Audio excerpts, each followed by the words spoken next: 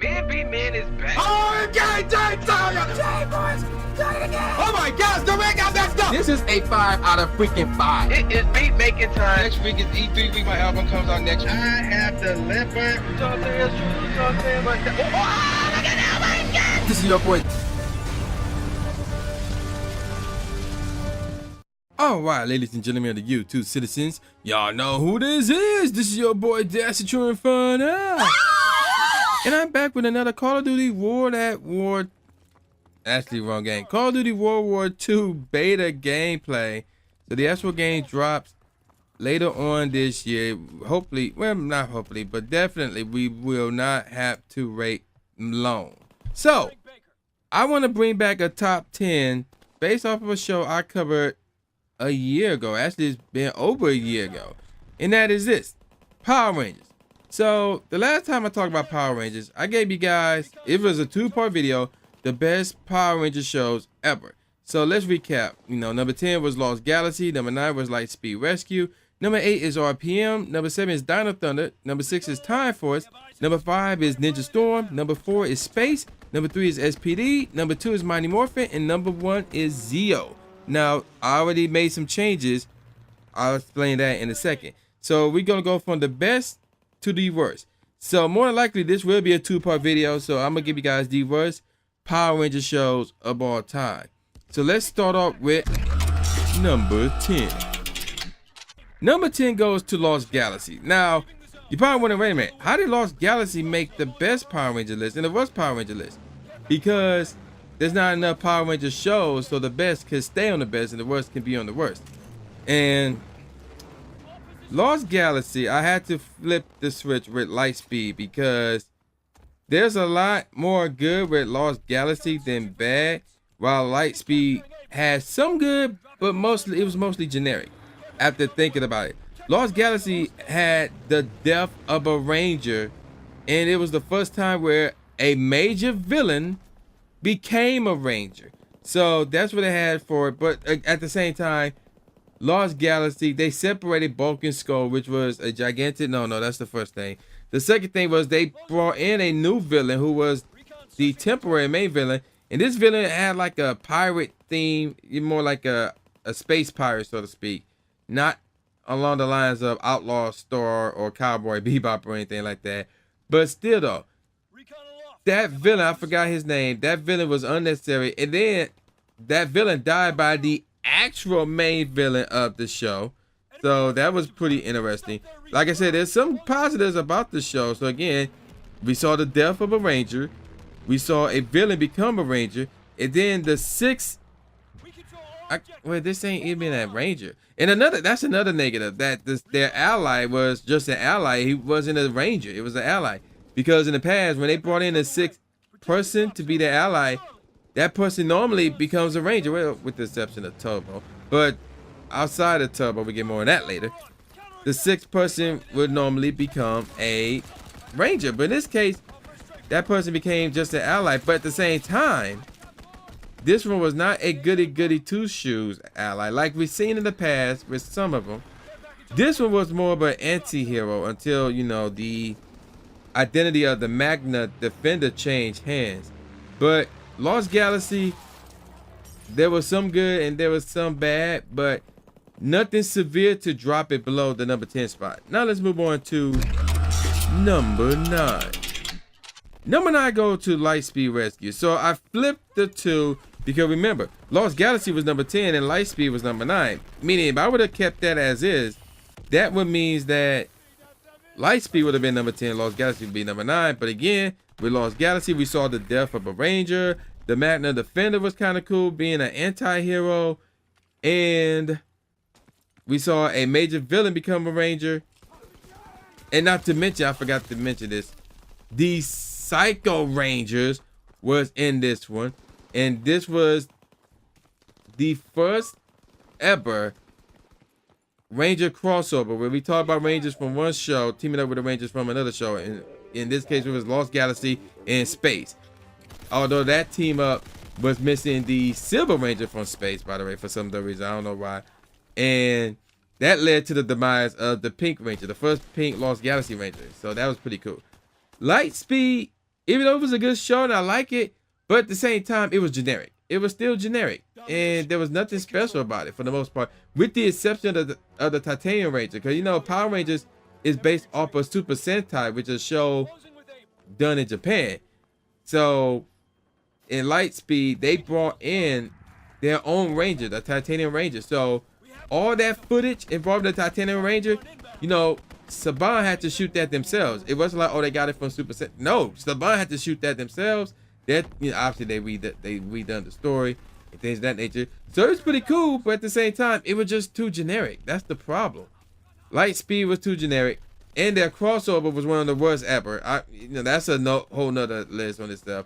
Their Ranger crossover with, ironically enough, Lost Galaxy was the worst ever, because when you think of a Power Ranger crossover, I think this was a two-parter, but when you think of a Power Ranger crossover, the episode or episodes is focused around the two Rangers joining forces in some way, shape, or form. So they could start up as enemies, but then realize, oh, we're being tricked by the main enemy, so let's join forces against them, or something like that. No, instead, this crossover was focused on the Red Lightspeed Ranger and a little girl. That's it. I crap you not. So there was some of the staff who they wanted to bring in, and once they found out what the story is going to be about in regards to the crossover, they was like, really? You're going to make this... What? You're going to make the whole focus on one Ranger who isn't the one you brought back, but a Ranger that's constantly on the show all the time, and a little girl? What? That made no sense. So they wanted to bring back actually a villain from Lost Galaxy. I think it was the main villain from Lost Galaxy. But once she heard what the storyline was going to be about, she said, nope, screw this crap, and left. And I think one of the Rangers either didn't show or quit or really had a problem with it. But either way, as my phone just went off, but either way, that crossover, without question, one of the worst Power Rangers crossovers of all time. I can't say it's the worst. I had to think about that one. But like, that really hurt Lightspeed. And I didn't even like it, because it involved the Lost Galaxy Rangers merging, if memory serves me correctly, merging with the Lightspeed Rescue's Megazord or something like that. I'm like, what type of witchcraft is this? So Lightspeed was too generic for me. The crossover was terrible, and how the crossover ended was terrible as well. But at the same time, there was some positive. The Titanium Ranger, obviously, was really the saving grace of Lightspeed, in my opinion. But outside that, I can't remember much about it, you know. So there you go with that, man. Now let's move on to number 8. Number 8 go to Jungle Fury, and here's the difference between Jungle Fury and Lightspeed. Obviously, there's one obvious difference, and that's this: there's no Ranger team up. So that's a fail on Jungle Fury's part. But no, there's another. No, here's the problem with Jungle Fury. I can't necessarily say that Jungle Fury is generic, especially now on the level of Lightspeed. Lightspeed was generic, but I still like it. Jungle Fury was unique, but it wasn't. It didn't leave a mark. It didn't leave a good impact. And I will admit, the reason why it's so low on this list is because of the main villain. Well, one of the main villains, who was on the side of good, but eventually become evil, but was fighting a fight between good and evil within himself, and ultimately became good. So, you know, that's the only part I like about it. Everything else was like, okay, what else? No big deal, blah. But, you know, the show wasn't all that bad, like I said, even though there was no Ranger team up. Now, another problem with this show was the old masters, who, if I remember something correctly, was originally dead, and they came back to life, or they made a Goku appearance. What I mean by that is, if you've seen the Majin Buu saga, Goku been dead for 7 years, but yet he was granted a life for a day. So I'm assuming that's what happened with them. I forgot, it's been a minute since I've seen this show. And they in human form, and they have Ranger forms, but in the final battle, they become animals, like humanoid animals. And I'm like, again, what type of kooky witch crap is this? Like, why not have them in their Rangers form? It make no sense, because this looks stupid. And it really did. So it made no sense to me why in a final battle, their final form, so to speak, was them in animal humanoid form. It make no sense. So Jungle Fury, the only good thing about it was the main villain in a conflict between good and evil. That's basically it. That's basically, and the fact that it's unique. It's unique because it's all about finding your animal spirit. So that's unique. So that's not bad. Everything else was like there's nothing remarkable about the show. There was no Ranger crossover, and the old masters were just bland at the end, rather. So it was weird. Now, moving on. Number 7. Now, Dino Charge messed up because when they brought the show over from the Super Sentai counterpart, there was one more Ranger. There was one more Ranger. This Ranger was, I forgot, because I read about it a long time ago, but he was like a Renegade Ranger or a Rampaging Ranger. So I'm thinking along the lines of Broly, the legendary Super Saiyan. That's what I'm thinking of with this additional Ranger. But they never brought him over here. And it's like, why not? Not to mention, at Super Sentai, they brought back some Rangers from the past that had something to do with dinosaurs. So we're talking the original Mighty Morphin. We're talking Dino Thunder. But yet, that didn't happen here. So once again, we had no legendary, well, not legendary, but we had no Power Ranger team up. And then how the ending, how it ended was retarded. First of all, they had to go back in time to the Stone Age, the dinosaur era, so to speak, to save the world. Because prior to that, the world was destroyed. The world was sucked up by a black hole. And the Rangers survived because they was in their Megazords in outer space. And because who was their mentor? I forgot who their mentor was, but the mentor was like, oh, if you do this with your Gems or whatever their gems was called, Dino Gems actually, you could create a time portal that'll send you back in time. And I'm like, what? Like, I felt like that just came out of nowhere. I'm like, really? Like, what? And then they did that, and they defeated the final villain. And oh my gosh, the final villain. So here's the deal with the final villain. The final villain was said to be destroyed in Dino Charge. And then they went through so many changes with the main villain in Super Dino Charge. So they went with this guy, this Jekyll, who had this Jekyll and Hyde issue. And then they split apart. So the Jekyll, I forgot which one was the good guy, which one was the bad, because I forgot. I'm going to say Jekyll was the good one, Hyde was the bad one. I may be wrong on that. So Jekyll became good, although he was slightly struggling with that. Hyde was instantly evil, but yet, despite him being the main villain when they were joining forces or whatever, but once they split apart, Hyde was no longer the main villain. He became more evil than he was when he was fused with Jekyll. I ain't saying when they were fused, Jekyll was instantly good or anything like that, no. But he was more calm, cool, collective evil, while Hyde was like intense, oh, I want to fight, I want to instantly destroy evil. But since they split apart, Jekyll slowly but surely became good, well, and his backstory just came out of nowhere, which makes no sense to me.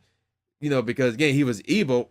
It wasn't like he was influenced to be evil. He was instantly evil on his own. But once they split apart, then his backstory slowly but surely came up. And he became good and became vengeful over what happened to his home planet and things of that nature. Meanwhile, Hyde went from being the main villain season 2 to a lackey. Like a second or third in command. It made no sense. And then another villain showed up to be the main villain. And then the main villain from Dino Charge returns and became the main villain of Super Dino Charge. It was so...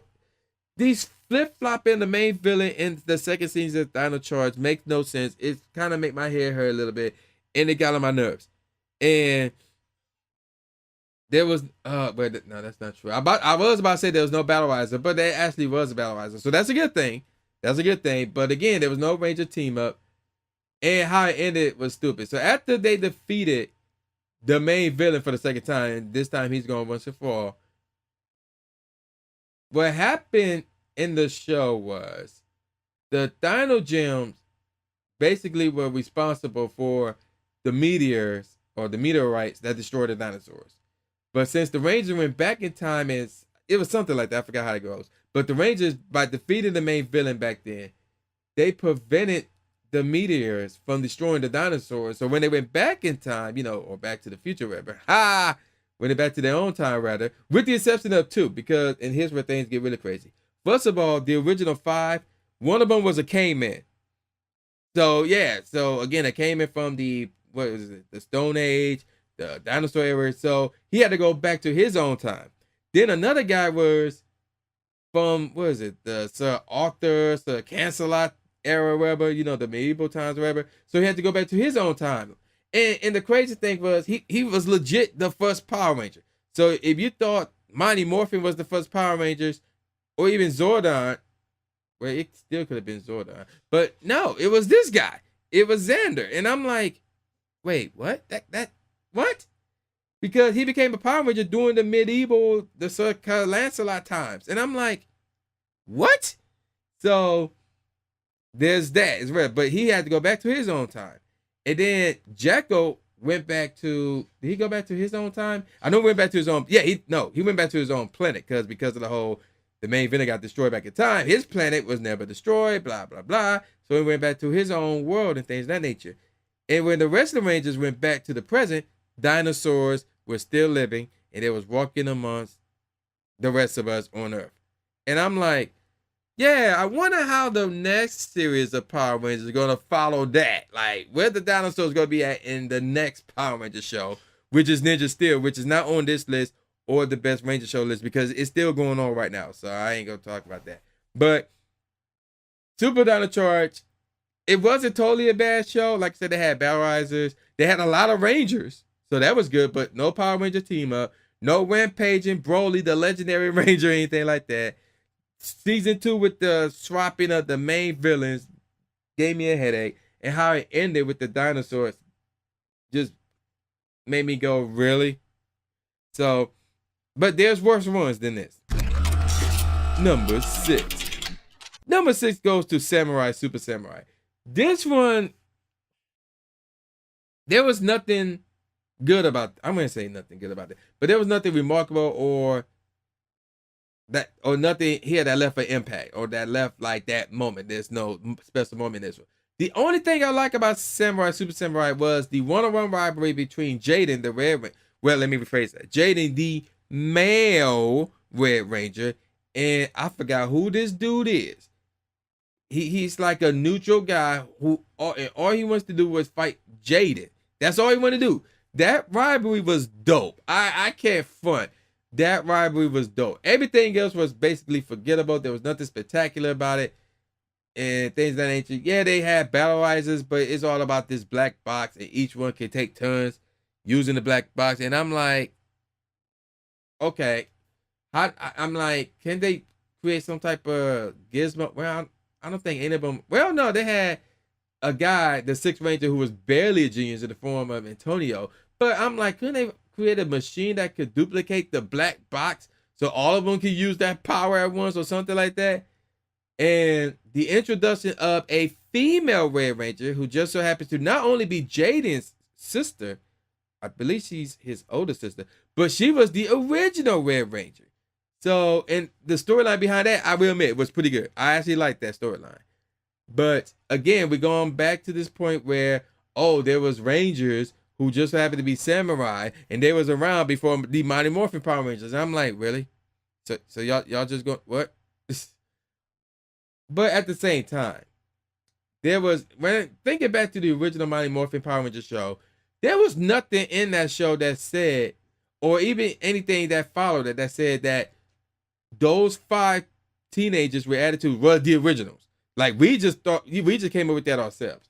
So I'm gonna let them slide with that. But that means I need to let slant. I don't know, because that's enough. I ain't gonna go back to that. But anywho, Samurai, there was nothing good about that outside from those that I listed. There was no right. And their Power Ranger team ups was lame, it's right. Because first of all, they brought back the Red RPM Ranger. And they had the team out, although the Red RPM Ranger, the Red RPM Red Ranger, that's a lot of R's, and Jaden would go at it. They would go back and forth. They would even fight against each other just because of their egos. And they had to team up against, this villain from the RPM universe, and you know, and it was like it wasn't an actual TV episode. It was a straight to DVD or straight to VHS movie or whatever. And there was only just one RPM Ranger. The others did not show up, I believe, or at least in Ranger form. And speaking of Ranger form, the Rare RPM Ranger was always in Ranger form. Yeah, it had his voice, but he didn't demorph, so we could actually see the black guy who was the Rare RPM Rare Ranger. So Rare RPM Rare Ranger, huh? But anywho, so that team up was garbage in my opinion, because I don't know what the deal with that was, but they couldn't bring back the dude who played the RPM Red Ranger. They couldn't have a demorph. It was stupid. And he basically took a sub-ray to get from dimension to dimension. That was crazy as well. So Samurai was not good at all. Like I said, I like the one-on-one rivalry. That was dope. I also like the whole storyline between Jaden and his sister. That was dope as well. Everything else was like, oh yeah, they brought back Bulk and no, they did not bring back Skull. They brought back I guess a teenager who's supposed to be Skull's nephew. And Bulk is like, he looked like he's in his 40s, but he acted all childish. So that was like a no. That was a fail right there. So that's another reason why Samurai is high. Well, this is around the median because the next 5 are worse than Samurai in my opinion. And speaking of which, I think I'm going to stop there because I am at that 21-minute mark. So part 2, like I said, will be next week, man. Y'all do not want to miss it. So with all that out the way, man, y'all know who this is. This is the new Jay Gatsby, aka the new Stephen A. Smith, saying peace out, y'all, and I'll see y'all next time. Yeah.